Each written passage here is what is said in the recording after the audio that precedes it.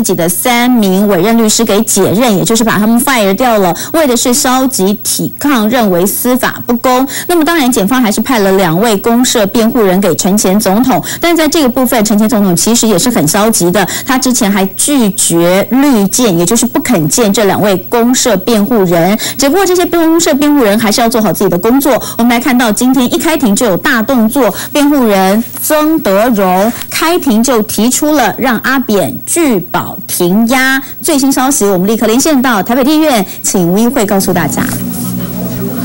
好，主播各位观众，特侦组针对前第一家庭所涉及的相关案件，在日前是追加起诉了前总统还有夫人吴淑珍3条罪名，而在今天呢，台北地方法院就针对这个案件呢来进行这个准备程序庭的部分。但今天外界相当关切的就是呢，究竟这个公设辩护人跟前总统的互动为何？因为之前前总统呢曾经表示说，他解除律师的委任之后呢，他也不愿意见公设辩护人，包括了2名是曾德荣还有唐真奇。但是呢，今天我们观察到了，除了他们在整个开庭之前呢，曾经都在地方法庭大概待了10几分钟之外呢，其实呢，这2位公设辩护人在进到庭上的时候，跟前总统并没有太多的互动，甚至没有交流。但是呢，一开庭的时候，唐真奇这个公设辩护人，他就当庭提出说，希望法官能够拒保停押陈前总统这样子的一个申请要求。但是呢，法官是认为说，还是让检方先进行论述之后，再来针对这个部分再来进行讨论。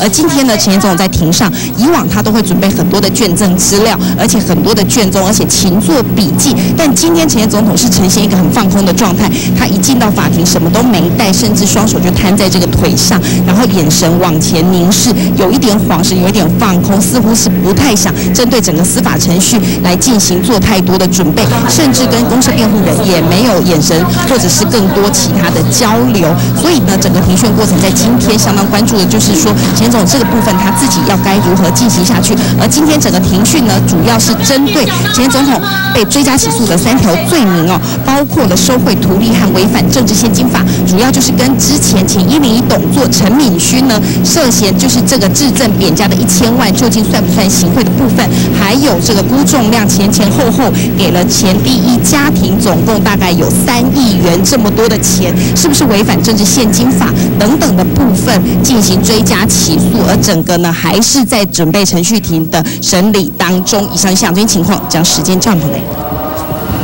好，我们看到就是来自地院的最新消息哦，拒保停押这个大动作到底会不会获得法官的同意？稍后我们会随时带您来掌握现场最新状况。不过接下来我们要带您来看看今天在立法院非常